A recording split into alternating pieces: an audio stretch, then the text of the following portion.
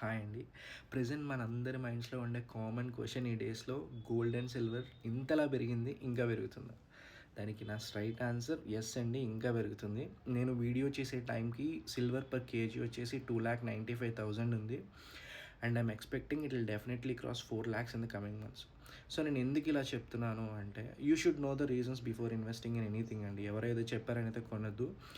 మీరు మీ అనాలిసిస్ చేసి, మీ రీసెర్చ్ చేసి మీరు కొనాలి. నేను చేసిన అనాలిసిస్ ప్రకారం టెల్ యూ మై పాయింట్స్, నేను ఎందుకు ఇట్లా చెప్తున్నాను అనేది. ఫస్ట్ మెయిన్ రీజన్ వచ్చేసి global fights and fear. So tensions with Iran కావచ్చు, గ్రీన్లాండ్ ఇష్యూస్ కావచ్చు, వెనెజులా ఆయిల్ షార్టేజెస్ కావచ్చు, ఇట్స్ స్కేర్స్ ఇన్వెస్టర్స్. ఈ టైంలో కమోడిటీస్ అనేవి ఒక సేఫ్ ఇన్వెస్ట్మెంట్ లాగా అనిపిస్తాయి. అది ఫస్ట్ రీజన్.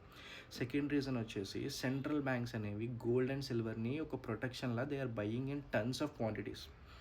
సో అంతలా బయింగ్ జరగడం వల్ల like when banks are buying, మనలాంటి వాళ్ళు కూడా కొనేస్తాం కదా. సో ఈ డిమాండ్ అనేది చాలా ఇంక్రీజ్ అయింది. థర్డ్ రీజన్ వచ్చేసి మనకి ఈ కమోడిటీస్ ఏవైతే ఉన్నాయో లైక్ గోల్డ్ అండ్ సిల్వర్ అనేవి, చైనా అనేది వరల్డ్స్లో లార్జెస్ట్ ఎక్స్పోర్టర్. వాళ్ళు ఏం చేశారంటే ఎక్స్పోర్ట్స్ ప్రజెంట్ చేయట్లేదు. They stopped it due to some reasons that I will cover in the next video. So ఆ రీజన్స్ వల్ల సప్లై అనేది తగ్గింది వరల్డ్ మొత్తం. So when supply is down, when demand is high, automatically the price will increase, right? So అలా price అనేది పెరుగుతుంది. And అదే కాకుండా ఈ సిల్వర్ కన్జంప్షన్ అనేది చాలా ఎక్కువైంది. లైక్ సోలార్ ప్యానల్స్లో కావచ్చు, ఈవీ వెహికల్స్లో కావచ్చు, చాలా పెరిగిందనమాట. సో అదొక రీజన్. అండ్ అదే కాకుండా మన యుఎస్ ఫెడ్ చీఫ్ ఎవరైతే పోవెల్ ఉన్నాడో present under he made some mistakes, like he committed some frauds. దాని రీజన్ వల్ల డాలర్ మీద ట్రస్ట్ అనేది ఏదైతే ఉందో అది కొంచెం తగ్గిపోయిందనమాట. So people are buying golds and silvers. So ఇది ఇలానే కంటిన్యూ అవుతుందా అంటే నో అండి.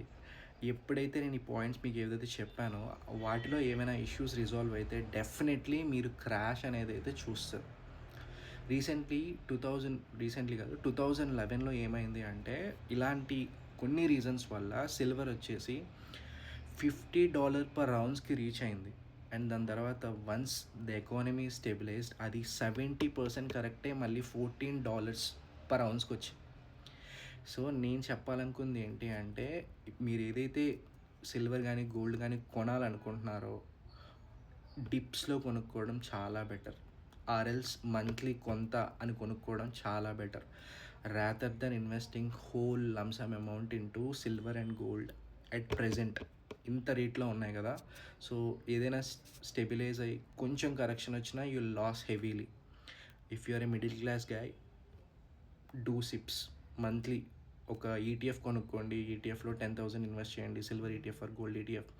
Continue it like for 10 years or 15 years, you will see crazy returns. Instead of buying like gold షాప్కి వెళ్ళి కొనుక్కోవడం కన్నా ఈటీఎఫ్స్ చేసుకుంటే చాలా బెటర్ అనమాట. సో ఈ ఈటీఎఫ్స్ ఎలా చేయాలి, ప్రజెంట్ ఉన్న ఈటీఎఫ్స్ ఏది బెటర్, అలాంటివి ఏమైనా మీకు ఇన్ఫర్మేషన్ కావాలి అంటే జస్ట్ ఈ వీడియో కింద కామెంట్ చేయండి. నేను ఒక డీటెయిల్డ్ వీడియో చేస్తాను.